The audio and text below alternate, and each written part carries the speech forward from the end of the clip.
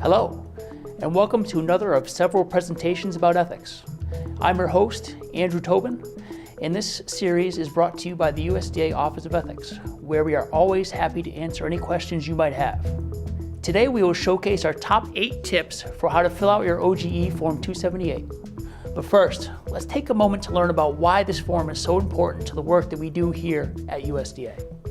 The OGE Form 278 Public Financial Disclosure Report is a tool that allows us to take a prospective look at certain employees' financial assets. We need to have our federal work be free of conflicts of interest. The moral principle is one should not use federal work for self-enrichment. Further, there's a criminal statute against the conflict of interest at work here. The 278 form is a tool that allows us to screen senior level employees for conflicts of interest in a prospective fashion. It allows ethics officials to analyze employees' holdings on an annual basis and ensure that USDA employees are not violating federal law, specifically 18 U.S.C. 208.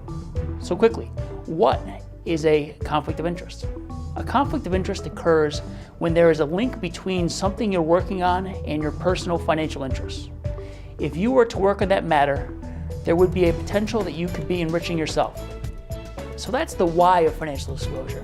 If you're wondering who needs to file the report, there are guidelines provided by the U.S. Office of Government Ethics that classify executive level employees, senior leadership, political appointees, and others as OGE 278 filers. And now, 8 quick tips to help you file your report. First, file in a timely manner. It's due every year on May 15th. You can begin filing on January 1st. The sooner you get it done, the better protected you will be. OE officials will review your report and get back to you very quickly if they see something problematic. If you're a new filer, it's especially important that you complete the report quickly. Without the guidance from an ethics official, you are at risk of violating the law without even knowing it. Usually you get 30 days to complete the form as a new filer. OE strongly recommends you make completing your 278 form a first week priority. It's also important for you to complete your 278 transaction reports. These periodic reports are due within 30 days of receiving notification of a qualifying transaction, that is a sale, purchase, or exchange, and no longer than 45 days after the transaction is completed. If you complete these transaction reports over the course of the year, OE's filing system will automatically update your report. Your existing data will pre-populate the report, which makes your annual filing much faster. Second, what should you do if you're unsure whether an asset should go on the report or not? This can be hard sometimes because of the diversity of financial instruments. If you're not sure, go ahead and put it on the report. Though your report is publicly releasable, your ethics official will screen it for personally identifiable information and advise you if anything needs to be removed.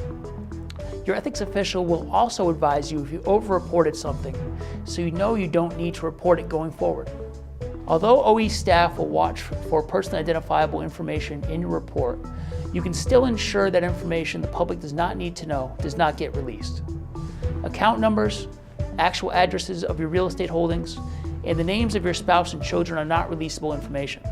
Don't include these on the report. A good rule of thumb is to only use the city and state of a location is requested. And finally, put your office address on the cover page. Do not put your home address. Tip number 3 deals with the reporting of government benefits. Don't forget that benefits you receive from the government are not reportable. For example, your salary, TSP, FERS, VA benefits, and others are not required to be on the report. The reason is you already work for the government. Since you work for the government, you can't have a conflict of interest with the government. The 4th tip is to remember to report the holdings of your spouse, dependent child, and general partner. Under the conflict of interest law, the financial interests of these people are imputed to you. In other words, their holdings are treated as if they belong to you. Consequently, you need to report the holdings of these people. The 5th tip is to respond to questions from your ethics official. They are not trying to play gotcha with these reports. Instead, they use the 278 form as a way to help protect you from criminal liability and protect the integrity of your agency's programs and procedures. The faster you respond to questions about your report, the better support you and your agency will receive. The next tip is to break out the underlying assets in any retirement plan you bought from the private sector.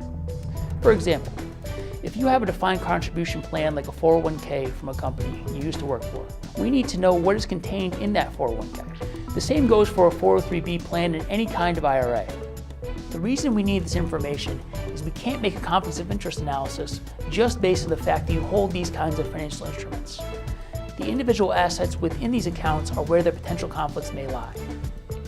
If you break out these before you submit your report, you will save yourself and your ethics official a lot of time. Speaking of breaking things out, another area that often causes headaches for everyone is a 529 college savings plan. If you have children and have invested in a 529 plan, you need to report which underlying assets you picked. If you fail to do this, it will create unnecessary email traffic between you and your ethics official. Tip number 7 concerns system passwords and password resetting. If you forget your password, it takes a few minutes for the system to update your new information. When you receive a new password or your ethics official sends you a new one, wait for 15 minutes after you receive it before you log in. The server updates every 10 minutes. If you try to log in before it updates, you will only lock yourself out again. The last tip is to ask questions when you are stuck. Our ethics officials are very happy to help if you're not sure what to do. The ethics office will help you resolve your issue, whether it's with the instructions or with the system itself.